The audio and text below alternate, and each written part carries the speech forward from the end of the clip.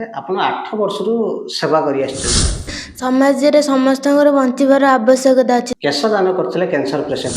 ଆମେମାନେ ବି ଆମେ ଚୁଟି ଦାନ କଲେ ସେମାନଙ୍କ ମାନେ ଦୁଃଖଟା ଟିକେ ସହଜ ହେଇପାରିବ। ସେବା ତ ସମସ୍ତେ କରିଥାନ୍ତି। ଆଜ୍ଞା। ଆପଣ ପଶୁ ପାଖରୁ ଆରମ୍ଭ କରି ମଣିଷ ପର୍ଯ୍ୟନ୍ତ ଯୋଉ ପଶୁ ପକ୍ଷୀଙ୍କ ସେବାଟା କରିବା ପାଇଁ କାହିଁକି ମନ ଦେବ?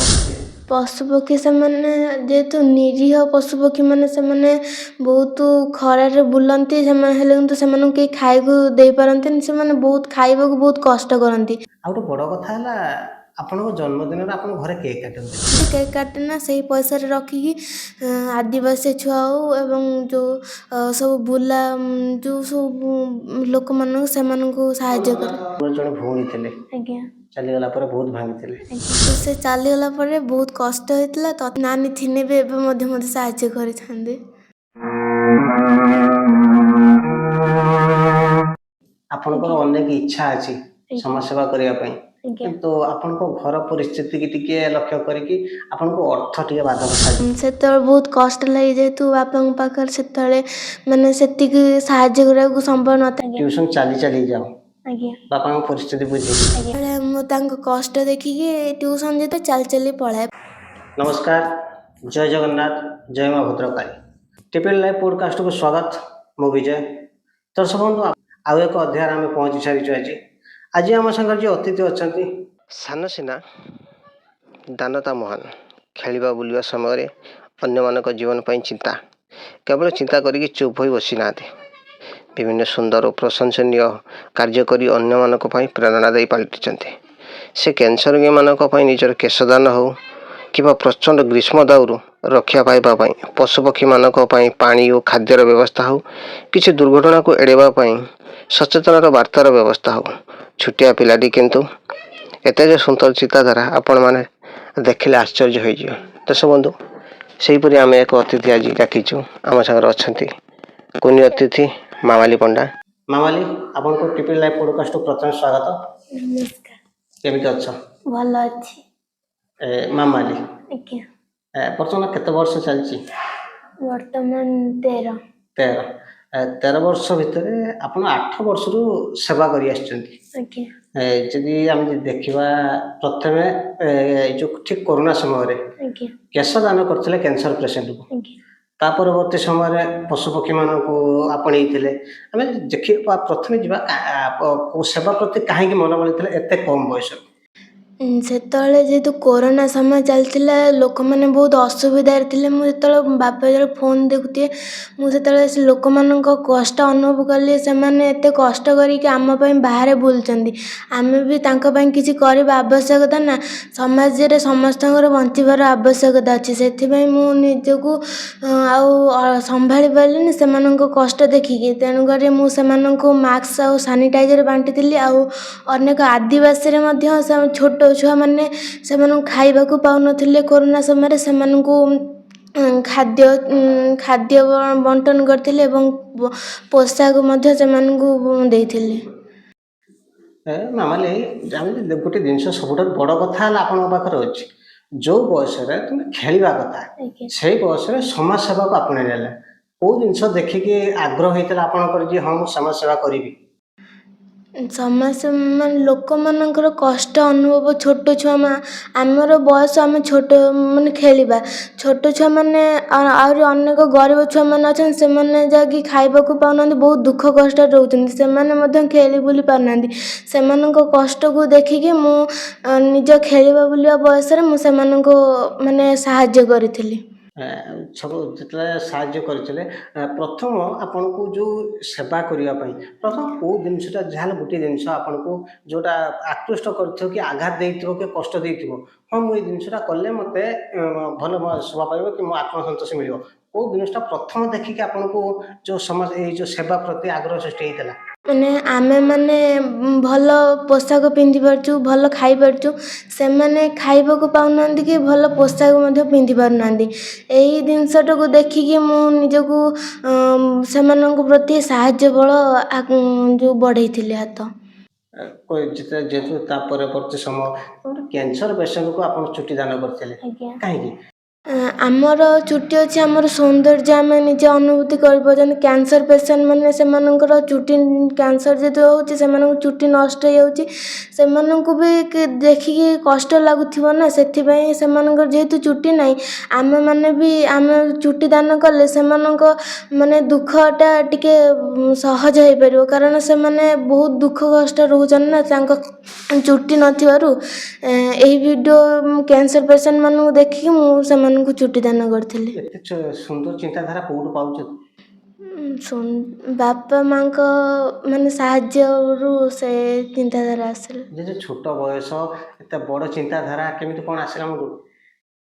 ସବୁବେଳେ ତ ବାପା ମା ଯେତେବେଳେ ଫୋନ୍ ଦେଖୁଥିବେ ମୁଁ ସେମାନଙ୍କ ମାନେ ଦେଖିକି ସେମାନଙ୍କ ଦୁଃଖ କଷ୍ଟ ରହୁଛନ୍ତି, ସେଥିପାଇଁ ମୁଁ ଏସବୁ ସମାଜ ସେବା ପାଇଁ ଆଗ୍ରହ କଲି। ମାନେ ଦୁଃଖ କଷ୍ଟ ପାଉଛନ୍ତି ଗରିବ ଲୋକମାନେ, କ୍ୟାନ୍ସର ପେସେଣ୍ଟ ମାନେ।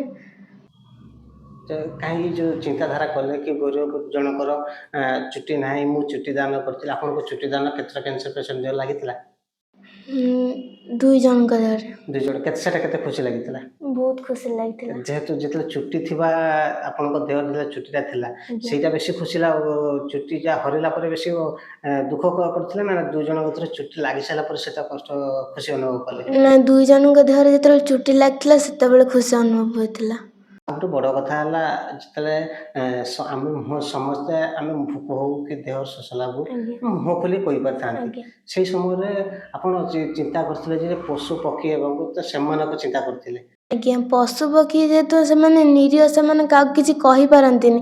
ଆମକୁ ଭୋକ ଲାଗିଲେ ଆମେ ସମସ୍ତଙ୍କୁ କହିପାରୁଛୁ କି ଆମକୁ ଭୋକ ଲାଗୁଛି ବୋଲି, ସେମାନେ କାହାକୁ କିଛି କହିପାରନ୍ତିନି। ସେଥିପାଇଁ ମୁଁ ପ୍ରାୟ 150ରୁ ଉର୍ଦ୍ଧ୍ୱ ଗଛରେ ସେମାନଙ୍କର ବସା ବାନ୍ଧିକି ସେମାନଙ୍କର ଖାଦ୍ୟ ପାଣି ମଧ୍ୟ ଦେଇଥିଲି। ସେମାନେ ଖାଇବାକୁ ମୁଁ ଚାଉଳ ଭାତ ସବୁ ଦିଏ, ସେମାନେ ଖାଆନ୍ତି ଏବଂ ପାଣି ପିଇ ମଧ୍ୟ ସେଠି ଗାଧେଇ ପାରନ୍ତି। କେବଳ ଆମେ ବି ଦେଖିଛୁ ଭିଡ଼ିଓ ମାଧ୍ୟମରେ, ଅନେକ ଭିଡ଼ିଓ ଆପଣଙ୍କର ମୁଁ ଦେଖିଥିଲି। ମାଙ୍କଡ଼ ଅଛନ୍ତି, ଗୋରୁ ଗାଈ ଅଛନ୍ତି, ମାଙ୍କଡ଼ ମାନେ ବି ଖାଦ୍ୟ ଦେଉଛନ୍ତି। ବୁଲା ମାଙ୍କଡ଼ ମାନେ ସେମାନେ ଅନ୍ୟ କାହା ବାଡ଼ିରେ ପଶିଲେ ସେମାନେ ବହୁତ ସେମାନଙ୍କୁ ମାରପିଟ କରି ସେମାନଙ୍କୁ ନିର୍ଯାତନା ଦିଏ। ସେଥିପାଇଁ ମୁଁ ଏସବୁ ଦେଖିକି ମାଙ୍କଡ଼ମାନଙ୍କୁ କଦଳୀ ବାଦାମ, ଟ୍ୟୁସନ୍ ସାରିକି ଆସେ ସେମାନେ ସବୁ ବସିଥାନ୍ତି ରାସ୍ତାରେ, ମୁଁ ସେମାନଙ୍କ ପାଇଁ କଦଳୀ ବାଦାମ ନେଇକି ଆସେ, ସେମାନଙ୍କୁ ପ୍ରତ୍ୟେକ ଦିନ ଖାଇବାକୁ ଦିଏ। ସାଧାରଣତଃ ଆମେ ଯଦି ଦେଖିବା ଗୋଟେ ମାଙ୍କଡ଼ ରାସ୍ତାରେ ବୁଲୁଥାଏ, ଆମ ମନରେ ଗୋଟେ ଭୟ ଥାଏ ସେ କାଳେ ଆସି ମୋତେ କାମୁଡ଼ିଦେବ କରିଦେବ, ସେଟା ମନରେ ଗୋଟେ ଭୟ ନଥାଏ? ଭୟ ଥାଏ, ହେଲେ କିନ୍ତୁ ସେମାନେ ଯେହେତୁ ମାନେ ଭୋକିଲା ଥାନ୍ତି ମୁଁ ସେମାନଙ୍କୁ ଖାଇବାକୁ ଦିଏ, ସେମାନେ କିଛି କରନ୍ତିନି। ତୁମର ଆତ୍ମବିଶ୍ୱାସ ଅଛି ଯେ ସିଏ ମୋ ସହିତ କିଛି କରିବେନି? ଆଜ୍ଞା। ତା ସହିତ ଆଉ ଗୋଟେ ଗୋରୁ ଗାଈକି ବି ମଧ୍ୟ ତାଙ୍କ ପାଇଁ ପାଣି କୁଣ୍ଡ ବସେଇଥିଲେ? ଗୋରୁ ଗାଈ ଏବେ ଯେଉଁ ପ୍ରବଳ ମାତ୍ରାରେ ଯେଉଁ ଖରା ଚାଲିଛି, ସବୁ ନଈ ନାଳ ସବୁ ଶୁଖି ଯାଉଛି, ସେମାନେ ମାନେ ଯେହେତୁ ଅଂଶୁଘାତରେ ସେମାନଙ୍କର ମୃତ୍ୟୁ ଘଟୁଛି। ସେଥିପାଇଁ ମୁଁ ଆମ ଘର ପାଖରେ ଏକ ଯେଉଁ ବରଗଛ ଅଛି ସେଠାରେ ଏକ ପାଣି କୁଣ୍ଡ ରଖିଥିଲି, ସେମାନେ ଯେତେବେଳେ ଆସନ୍ତି ସେଠି ପାଣି ପିଅନ୍ତି ଏବଂ ସରିଗଲେ ମୁଁ ପ୍ରତ୍ୟେକ ଦିନ ସକାଳୁ ସେଠି ପାଣି ଦିଏ। ପାଠ ପଢ଼ନ୍ତି ତା ସାଙ୍ଗରେ ସମୟ ଦିଅନ୍ତି? ସମୟ ହୁଏ? ଆଜ୍ଞା। କେତେବେଳେ କେମିତି କ'ଣ ସମୟ ଦିଅ? ପାଠ ପଢ଼ା ଯେତେବେଳେ, ଏବେ ତ ସ୍କୁଲ ଛୁଟି ଅଛି ସେଥିପାଇଁ ସବୁ କାମ କରୁଛି, ଆଉ ସ୍କୁଲ ଖୋଲା ହେଲେ ଯେ ରବିବାରିଆ ସମୟ ହୁଏ ସେତେବେଳେ କାମ ସବୁ କରେ। ୟା ଭିତରେ ଆପଣଙ୍କୁ ସପୋର୍ଟ କୋଉମାନେ କରନ୍ତି? ସପୋର୍ଟ ସବୁ ବାପା ମାମା, ଜେଜେ ଜେଜେମା, ଅଜା ଆଈ, ମାମୁଁ ମାଇଁ ସମସ୍ତେ, ବଡ଼ ବାପା ବଡ଼ ମା। ମାନେ ଆମେ ଯଦି ଦେଖିବା ଇଏ ତ ଗଲେ ସବୁ ବୁଲା ଗୋରୁ ଗାଈ, ତା ସାଙ୍ଗରେ ପକ୍ଷୀମାନଙ୍କ ସେବା ବି ଆପଣ କରିଛନ୍ତି। ଯେଉଁ ଆମେ ଯଦି ପକ୍ଷୀମାନଙ୍କ ସେବା, ଯଦି ଗୋଟେ ମଣିଷ ତାର ମୁହଁ କରିଦେଉଛି, ଗୋଟେ ସେବା ତ ସମସ୍ତେ କରିଥାନ୍ତି, ଆପଣ ପଶୁ ପାଖରୁ ଆରମ୍ଭ କରି ପକ୍ଷୀ ପର୍ଯ୍ୟନ୍ତ, ପୁଣି ମଣିଷ ପର୍ଯ୍ୟନ୍ତ, ଯେଉଁ ପଶୁ ପକ୍ଷୀଙ୍କ ସେବାଟା କରିବା ପାଇଁ କାହିଁକି ମନର ଆଣିଲେ? ପଶୁପକ୍ଷୀ ସେମାନେ ଯେହେତୁ ନିରୀହ ପଶୁପକ୍ଷୀମାନେ, ସେମାନେ ବହୁତ ଖରାରେ ବୁଲନ୍ତି, ସେମାନେ ହେଲେ କିନ୍ତୁ ସେମାନଙ୍କୁ କେହି ଖାଇବାକୁ ଦେଇପାରନ୍ତିନି, ସେମାନେ ବହୁତ ଖାଇବାକୁ ବହୁତ କଷ୍ଟ କରନ୍ତି। ଏହାକୁ ଦେଖିକି ମଣିଷମାନଙ୍କୁ ବି ଖାଇବାର ଅଧିକାର ଅଛି, ସେମାନଙ୍କର ମଧ୍ୟ ଖାଇବାର ଅଧିକାର ଅଛି। ସେଥିପାଇଁ ମୁଁ ଏସବୁ ଦେଖି ସେମାନଙ୍କ ପାଇଁ ଗଛରେ ବସା ବାନ୍ଧିଲି ଆଉ ଖାଇବାକୁ ପାଣି ପିଇବାକୁ ମଧ୍ୟ ଦେଇଥିଲି। ପକ୍ଷୀମାନଙ୍କ ସେବା କରୁଛନ୍ତି, ଆପଣଙ୍କୁ କେଉଁ ଜିନିଷଟା ବେଶୀ ମାନେ ଆପଣଙ୍କ ହୃଦୟକୁ ଛୁଇଁଥିଲା ଯେ ହଁ ମୁଁ ଏମାନେ ମୁହଁ ଖୋଲି କହିପାରୁନାହାନ୍ତି, ଆପଣ ଯେହେତୁ ଛୋଟ ଛୁଆଟେ, ସେମାନେ ପଶୁ ପକ୍ଷୀମାନଙ୍କ ଭାଷା ଆପଣ କେମିତି ବୁଝୁଥିଲେ ଯେ ସେଇ ତାଙ୍କର ଏଇଆ ଚାହୁଁଛନ୍ତି ବୋଲିକି? ସେମାନେ ଯେଉଁ ବହୁତ ବୁଲନ୍ତି ସେ ହେଲେ କିନ୍ତୁ ସେମାନେ ଖାଇବାକୁ ପାଆନ୍ତିନି। ତେଣୁକରି ସେମାନଙ୍କୁ ଦେଖିକି ମୁଁ ବୁଝି ସାରିଥିଲି ଯେ ସେମାନଙ୍କୁ ମାନେ ଖାଇବାକୁ ପାଉନାହାନ୍ତି ଏବଂ ଶୋଷରେ ଢଳ ବିକଳ ହେଉଛନ୍ତି। ସେଥିପାଇଁ ମୁଁ ଗଛରେ ସେମାନଙ୍କର ଆଶ୍ରୟସ୍ଥଳ ଦେଇଥିଲି।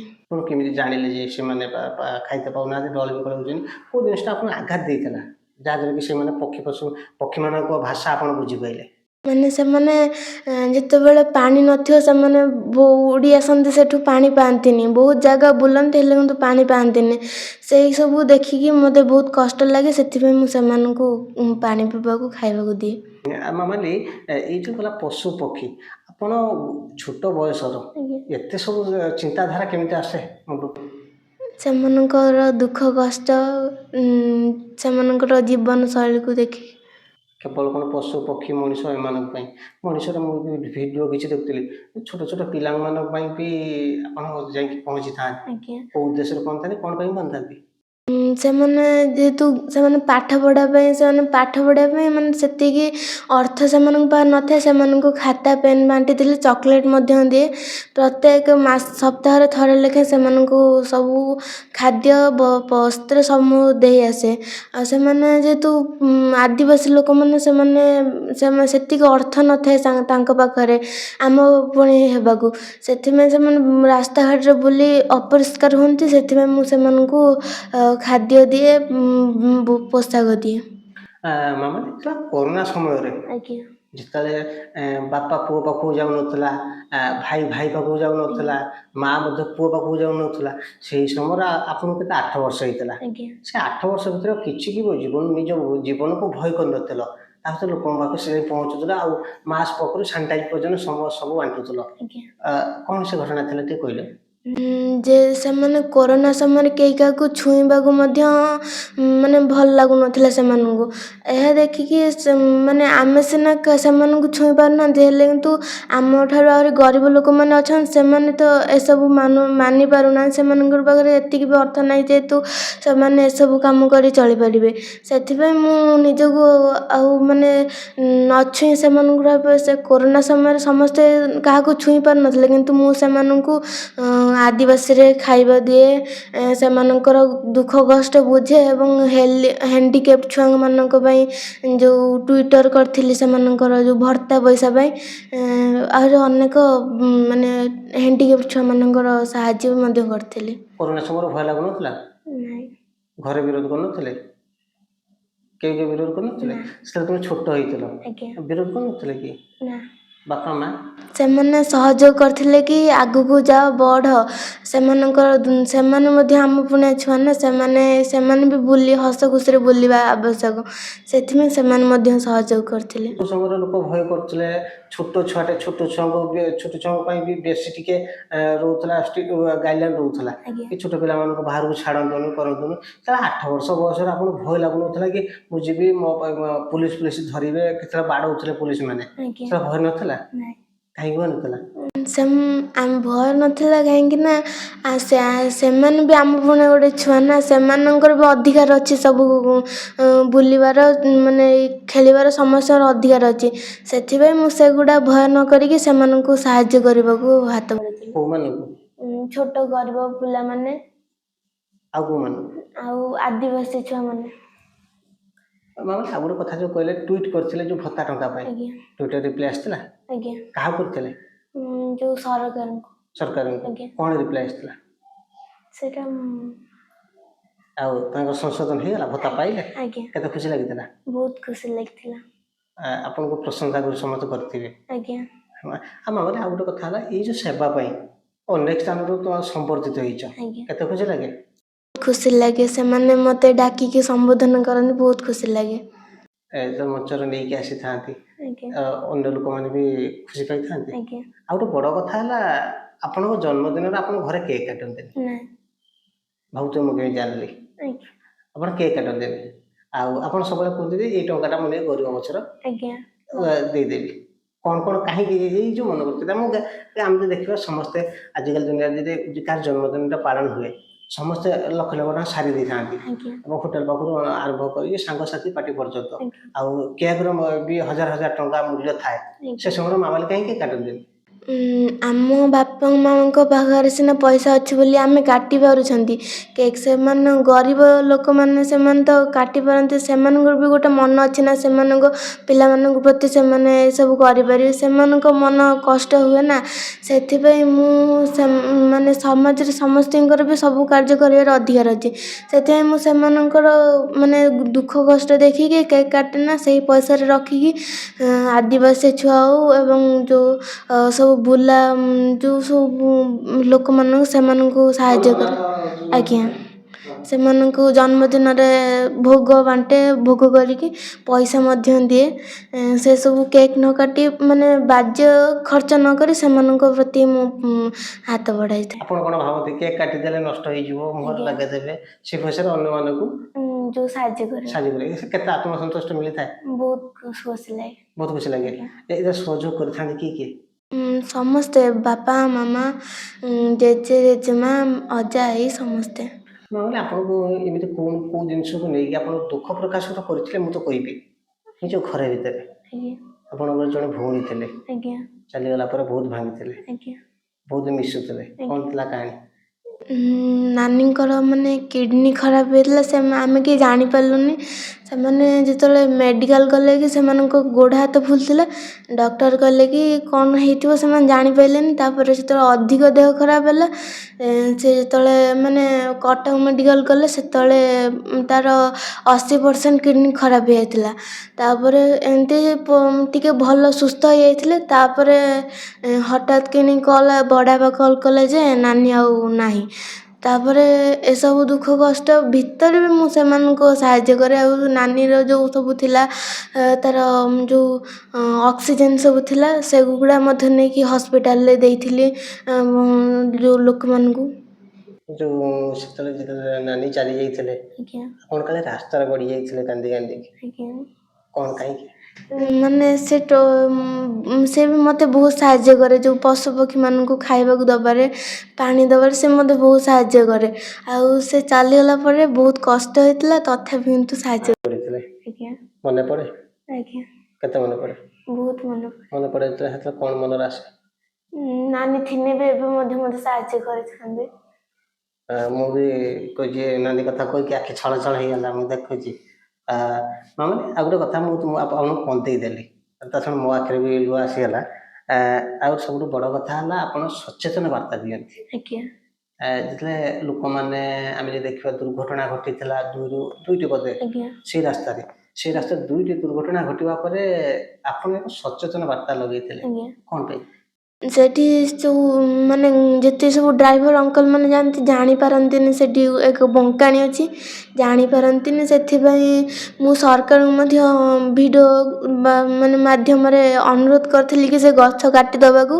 ଏବଂ ସେ ବି ଯେଉଁ କହିଥିଲେ ଗଛ କାଟିଦେବୁ ବୋଲି, ତା ଭିତରେ ବି ମୁଁ ଏକ ମାନେ ସଚେତନତା ଦେଇଥିଲି କି ଏଠାରେ ବଙ୍କାଣି ଅଛି ବୋଲିକି। ଏବଂ ସେଠି ଏକ ସିଗ୍ନାଲ ମଧ୍ୟ ଦେଇଥିଲି କି ଡ୍ରାଇଭର ଅଙ୍କଲ ମାନେ ଜାଣିପାରିବେ ଏଠି ଏକ ବଙ୍କାଣି ଅଛି ବୋଲି। ଆଉ ଅନେକ ରାସ୍ତାରେ ମଧ୍ୟ ହମ୍ସରେ ଜାଣିପାରନ୍ତିନି ହମ୍ସ ଅଛି ବୋଲି, ହମ୍ସରେ ମୁଁ ହ୍ୱାଇଟ୍ ରଙ୍ଗ ମଧ୍ୟ ମାରିଥିଲି। ଆଗାମୀ ଦିନ ପାଇଁ କ'ଣ ସବୁ ଆଶା ରହିଛି ମା'ମାନଙ୍କର? ବର୍ତ୍ତମାନ ବୟସ କମ୍, ବୟସ ସେମିତି ହେଇନି, ଏକା କୌଣସି କାର୍ଯ୍ୟକୁ ହାତକୁ ନେଇପାରିବେନି। ଏଇ ଯେଉଁ ସବୁ ସେବା କରିଥାନ୍ତି, କେବଳ ଆମେ ଦେଖିଛୁ ସମାଜ ସେବା କରିଥାନ୍ତି ଲୋକମାନେ, ଅନେକ ସମାଜସେବୀ ରହିଛନ୍ତି, ସେ କେବଳ ପହଞ୍ଚିଥାନ୍ତି ଗରିବ ଗୁରୁବାଙ୍କ ପାଖରେ କି ଯେଉଁମାନେ ଅନାଥ ଆଶ୍ରୟ ରହିଛନ୍ତି ସେମାନଙ୍କ ପାଖରେ ସମାଜସେବୀମାନେ ପହଞ୍ଚିଥାନ୍ତି। କିନ୍ତୁ ମାମାଲି ଏକାଥରେ ଛୋଟ ବୟସ, ଅନେକଙ୍କ ଭୋକ ବୁଝିଥାନ୍ତି, ଅନେକ ଲୋକଙ୍କର ଭାଷା ବୁଝିଥାନ୍ତି। ମୋର କହିବାର କଥା, ଅନେକର ଅର୍ଥ ହେଉଛି ପଶୁଠାରୁ ଆରମ୍ଭ ପଶୁ ପକ୍ଷୀ ଆଉ ମଣିଷ ପର୍ଯ୍ୟନ୍ତ ସମସ୍ତଙ୍କର ଭୋକ ବୁଝିଥାନ୍ତି, ସମସ୍ତଙ୍କର ଦୁଃଖ ବୁଝିଥାନ୍ତି। ମାମାଲି କ'ଣ ଏକାଥରେ ଏସବୁ ଚଳେଇ ପାରିବେ ଆଗାମୀ ଦିନରେ? ଆଗାମୀ ଦିନକୁ ବି ଏଇ କାର୍ଯ୍ୟ ମୋର ଜାରି ରହିଥିବ। ବର୍ତ୍ତମାନ ବୟସ କମ୍ ଅଛି, ଆଗାମୀ ଦିନର କ'ଣ ଚାକିରି, କୋଉ ପାଠ ପଢ଼ି କି ଚାକିରି କରିବା ପାଇଁ ଆଶା ଅଛି? Teacher line. କାହିଁକି ଟିଚର ଲାଇନ୍ ବାଛିଲେ? ଟିଚର ଲାଇନ୍ ମାନେ ମୋତେ ସେଇଠୁ ଭଲ ଲାଗେ, ଟିଚର ଶିକ୍ଷକତା କରିବାକୁ ବହୁତ ଭଲ ଲାଗେ। ଟିଚର ହେଲା ପରେ ପଇସା ବି ପାଇବେ, ସମାଜସେବା ବଢ଼ିବ ନା? ବଢ଼ିବ। ସମାଜସେବା କ'ଣ ସାରା ଜୀବନ କରିବେ? ବିବାହ କଲା ପରେ ବି କରିବେ? ମାମାଲି ଘରେ କେତେ ସପୋର୍ଟ କରିଥାନ୍ତି? ଘରେ ବହୁତ ସପୋର୍ଟ କରନ୍ତି। ଆଗକୁ ବଢ଼ିବାକୁ ସେମାନେ ମୋତେ ମାନେ କୁହନ୍ତି କି ଏହା ସବୁ କାମ କର ଆଉ ଆଗକୁ ବଢ଼, ଆମ ଆଶୀର୍ବାଦ ତୋ ଉପରେ ଅଛି। କିଏ କୋଉମାନେ କୁହନ୍ତି? ସମସ୍ତେ କୁହନ୍ତି। ତାହେଲେ ଏଇ ଛୋଟ ବୟସର ସମାଜ ସେବା କରୁଛ, ବିଭିନ୍ନ ସମସ୍ତଙ୍କ ସେବା କରୁଛ, ସମସ୍ତଙ୍କ ଭାଷା ବୁଝୁଛ, ସମସ୍ତଙ୍କ ଭୋକ ବି ମଧ୍ୟ ବୁଝୁଛ, ଆଜ୍ଞା। ତାହେଲେ ପ୍ରଶଂସା କୋଉଠି କୋଉଠି ମିଳିଥାଏ?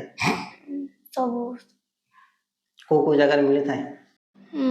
ଘରେ, ମାମୁଁ ଘରେ, ସାନ ଜେଜେମାଙ୍କ ଘରେ ବି ମଧ୍ୟ ମିଳିଥାଏ। କ'ଣ କୁହନ୍ତି ସେମାନେ? ସେମାନେ କହନ୍ତି କି ମାନେ ଏତେ ଛୋଟ ବୟସରୁ ଭଲ କାମ କଲୁଣି, କର, ତୋ ଆଗାମୀ ଭବିଷ୍ୟତ ଉଜ୍ଜଳ ହେବ, ଆମ ଆଶୀର୍ବାଦ ଅଛି ତୋ ଉପରେ, ଆଗାମୀ ଦିନକୁ ତୁ ଏମିତି ବି କରିଚାଲ।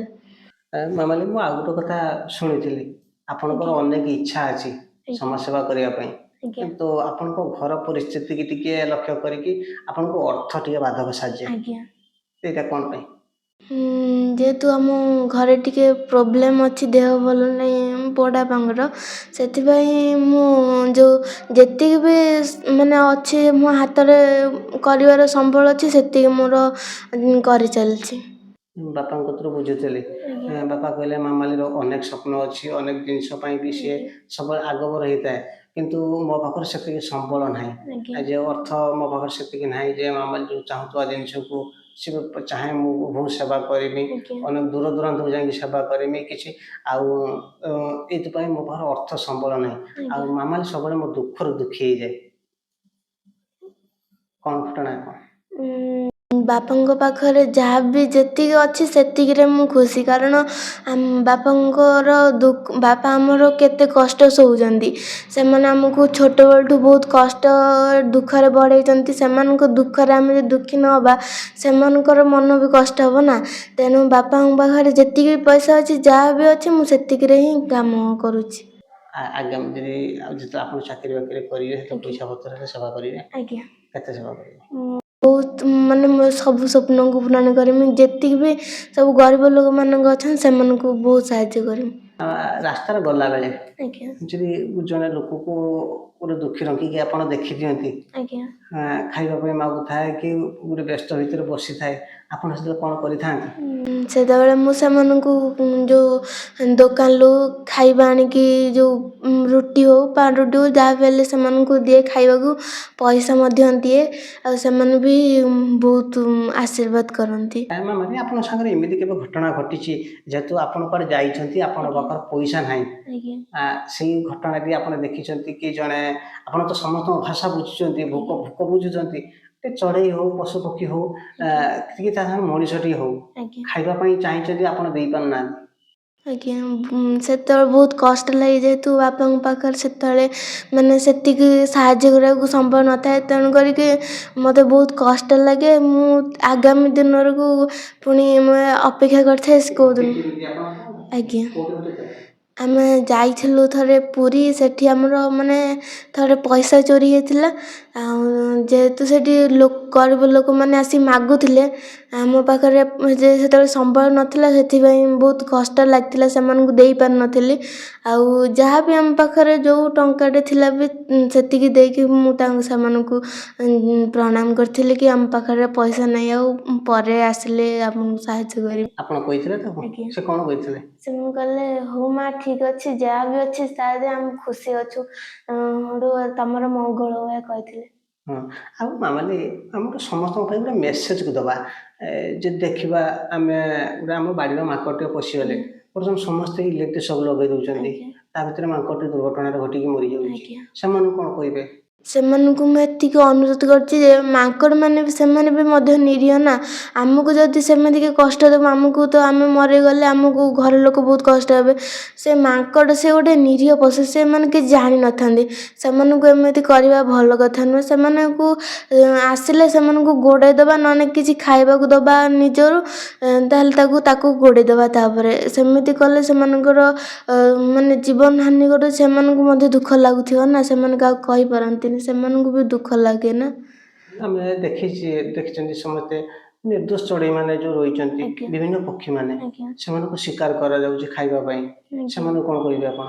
ସେମାନେ ମଧ୍ୟ ମାନେ ଖାଇବାକୁ ଅନେକ ମାନେ ପଇସା ଆପଣଙ୍କର ଅନେକ ଖାଦ୍ୟ ଅଛି ନା ସେମାନଙ୍କୁ ତାକୁ ଖାଅ। ନିରୀହ ପକ୍ଷୀମାନେ ସେମାନେ ଯାହାକି ଭଲସେ କଥା ମାନେ କଥା କହିପାରନ୍ତିନି ସେମାନଙ୍କୁ ମାରିଲେ ଆମର ମାନେ ଅମଙ୍ଗଳ ହେବ ନା। ସେମାନେ ଗୋଟେ ନିରୀହ ପଶୁପକ୍ଷୀମାନେ ସେମାନଙ୍କୁ ମାରିବା ଉଚିତ ନୁହେଁ। ସେମାନଙ୍କୁ ବି ମାରନ୍ତୁନି ଆପଣଙ୍କୁ ଏତିକି ଅନୁରୋଧ କରୁଛି। ବର୍ତ୍ତମାନ ଆମେ ତ କଥା ହେଲେ ଯେଉଁ ସମସ୍ତଙ୍କ ଭାଷା ବୁଝିଥାନ୍ତି, ଆଜ୍ଞା ସମସ୍ତଙ୍କ କଥା ବୁଝିଥାନ୍ତି, ଆଜ୍ଞା ଆଗାମୀ ଦିନ ପାଇଁ ଅନେକ ସ୍ୱପ୍ନ ରହିଛି। ଆପଣ ପରିବାର କିଏ କିଏ ରୁହନ୍ତି? ପରିବାରରେ ବାପା ମାମା ଜେଜେମା ନନା ବଡ଼ବାପା ବଡ଼ମା। ଭାଇ ଅଛନ୍ତି? ଆଜ୍ଞା ଭାଇ ବଡ଼ ନା ସାନ? ବଡ଼। ମାରନ୍ତି? ନାଇଁ ମାର। ଆପଣଙ୍କୁ ମାମା ଟିକେ ମାରନ୍ତି? ଆଜ୍ଞା ମାମା ଟିକେ ମାରନ୍ତି? ହଁ ବାବା ବହୁତ ଭଲ ପାଆନ୍ତି? ହଁ ଏଁ? ଆଜ୍ଞା ଆପଣଙ୍କୁ ଅଳି ଅର୍ଦ୍ଦଳି ସବୁ ବାବାଙ୍କ ପାଖର, ଆଜ୍ଞା ମାମାକୁ କରନ୍ତିନି? ତାଙ୍କ ଭିତରୁ ଭଲ କିଏ? ଦି ଜଣ ତ ଭଲ। ଆପଣ ଦି ଜଣ ଭଲ, ଅନ୍ତର କାହାକୁ ଭଲ ପାଆନ୍ତି? ବାପାଙ୍କୁ। କାହିଁକି? ବାପା ମାନେ ମୋର ସବୁ କଥା କିଛି କୁହନ୍ତି ଯାହା କହିବି ସେଇଟା ଆଣିଦେବେ। ଆଉ ମୋର ଯାହା ବି ସାହାଯ୍ୟ କରିବାକୁ କହିଲେ ସେମାନେ ସବୁ କରିଦେବେ। ମୋର ସବୁ କଥା ସେ ସାଙ୍ଗେ ସାଙ୍ଗେ କରିଦିଅନ୍ତି। ବାବାଙ୍କର ଝିଅ ହେଉଛି ସବୁଠୁ ଅଲଗା ଆଜ୍ଞା ନା? ଆଜ୍ଞା ମାମାନେ ଏପର୍ଯ୍ୟନ୍ତ ଏ ଯେଉଁ ସେବା କରିକି ଆଜିକି 5-7 ବର୍ଷ ହେଲା ସେବା କରୁଛ, ଆଜ୍ଞା କେତେ ଜାଗାରେ ସମ୍ପର୍କିତ ହେଇଛ? ବହୁତ ଜାଗାରେ ସମ୍ବୋଧିତ ହେଇଛି। ଆପଣଙ୍କୁ ଡାକନ୍ତି? ଆଜ୍ଞା କୋଉମାନେ ଡାକନ୍ତି? ସାମାଜିକ ସଂଗଠନ ଡାକନ୍ତି ନା ଅନ୍ୟ ସାମାଜିକ ସଂଗଠନ ମାନେ ଡାକନ୍ତି? ଆଜ୍ଞା ଆଜି ପର୍ଯ୍ୟନ୍ତ କେତେ ଜାଗାରେ ସମ୍ପର୍କିତ ହେଇଛ? 100? 20-30 ହବ। କେତେ ଖୁସି ଲାଗିଥାଏ? ବହୁତ ଖୁସି କୋଉ ଲାଗେ। କୋଉ ଜାଗାରେ ହେଇଛ? କଟକ, ଭୁବନେଶ୍ୱର, କେଉଁଝର, କେନ୍ଦ୍ରାପଡ଼ା, ଭଦ୍ରକ, ବାଲେଶ୍ୱର, ସୋର, ବାଲିଆପାଳ, ଆଉ ସେଇ କେଉଁଝର ପୁଣି ପୁରୀ। ପୁରୀ? ଆଜ୍ଞା ଏଇ ଯେଉଁ ଯଦି ଦେଖିବା ଆପଣ ରାଜ୍ୟର ବିଭିନ୍ନ ସ୍ଥାନରୁ ସମ୍ପର୍କିତ ହେଇଛନ୍ତି, ଆଜ୍ଞା এটা ଗୋଟେ ଛୋଟ କଥା ନୁହେଁ। ଗୋଟେ ଛୋଟ ବୟସର ବିଭିନ୍ନ ସ୍ଥାନରୁ ସମ୍ପର୍କିତ ହେଇକି ବିଭିନ୍ନ ଜିଲ୍ଲାରୁ ମଧ୍ୟ ସମ୍ପର୍କିତ ହେଇଛନ୍ତି। ଆଜ୍ଞା ଆପଣଙ୍କୁ ସେମାନେ ଫୋନ୍ କରିଥାନ୍ତି? ଆଜ୍ଞା କେତେ ଖୁସି ଲାଗିଥାଏ? ବହୁତ ଖୁସି ଲାଗିଥାଏ। ଏଇ ଯେଉଁ ସମ୍ପର୍କିତ ହେଲା ପରେ ଆପଣଙ୍କୁ ବିଭିନ୍ନ ଜିଲ୍ଲାରୁ ଯେଉଁ ଫୋନ୍ ଆସିଥାଏ, ତାପରେ ସମାଜସେବା କରିବା ପାଇଁ ଆପଣଙ୍କ ମନୋବଳ ଆଗକୁ ବଢ଼ିଥାଏ ନା କମିଥାଏ? ଆଗକୁ ବଢ଼ିଥାଏ ଆହୁରି କରିବା ପାଇଁ। କ'ଣ ବଢ଼ିଥାଏ?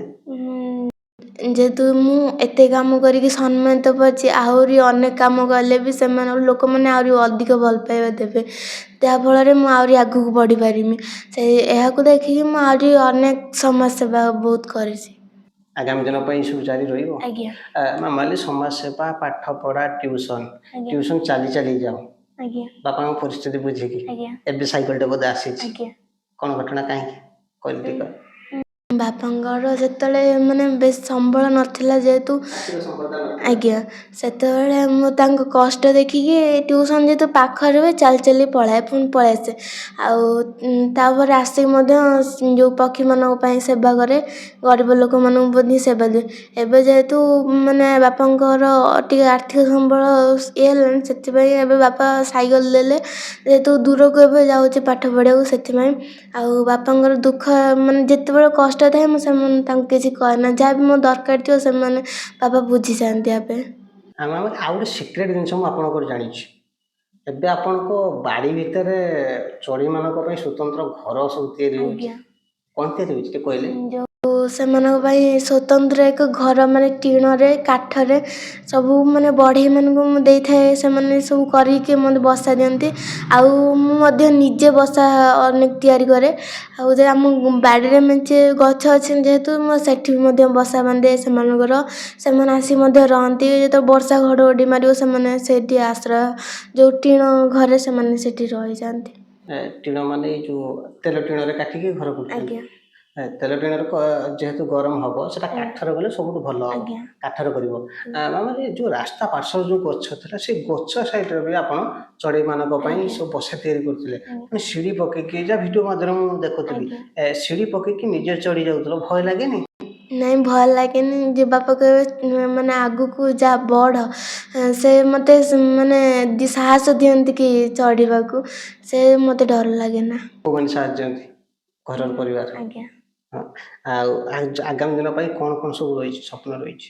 ଆଗାମୀ ଦିନକୁ ମଧ୍ୟ ମୁଁ ଆହୁରି ମାନେ ବହୁତ ଦୂର ଜାଗାକୁ ଯାଇକି ଗରିବ ଲୋକମାନଙ୍କୁ ସାହାଯ୍ୟ କରିମି। ଆଉ ନିରୀହ ପଶୁପକ୍ଷୀମାନଙ୍କ ପାଇଁ ଆହୁରି ଅନେକ ମାନେ ସବୁ ବସା ମାନେ ବହୁତ ଭଲ ଭାବରେ ବସା ସେମାନଙ୍କ ପାଇଁ ତିଆରି କରିକି ମାନେ ସେମାନଙ୍କର ଆଶ୍ରୟ ଦେମି। ଯାହା ହଉ ମାମାଲି, ଆପଣଙ୍କର ଏତେ ବାଟରୁ ଆପଣ କହିଲା ପରେ ଆପଣ ଆସିକି ଆପଣଙ୍କର ମୂଲ୍ୟବାନ ସମୟ ଦେଇଛନ୍ତି, ସେଥିପାଇଁ ଆପଣଙ୍କୁ ବହୁତ ବହୁତ ଧନ୍ୟବାଦ। ଦର୍ଶକ ବନ୍ଧୁ, ଇଏ ଦେଖୁଥିଲେ ଆମ ସାଙ୍ଗରେ ଥିଲେ ଯିଏ ଏବେ ସାରା ଓଡ଼ିଶାରେ ପରିଚିତ ପକ୍ଷୀରାଣୀ ମାମାଲି ଆମ ସାଙ୍ଗରେ ଥିଲେ। ପୁଣି ଏକ ନୂତନ ଅଧ୍ୟାୟରେ ଦେଖା ହେବା ଆଉ ଏକ ଅତିଥି ସାଙ୍ଗରେ। ରହିଲି, ନମସ୍କାର, ଜୟ ଜଗନ୍ନାଥ।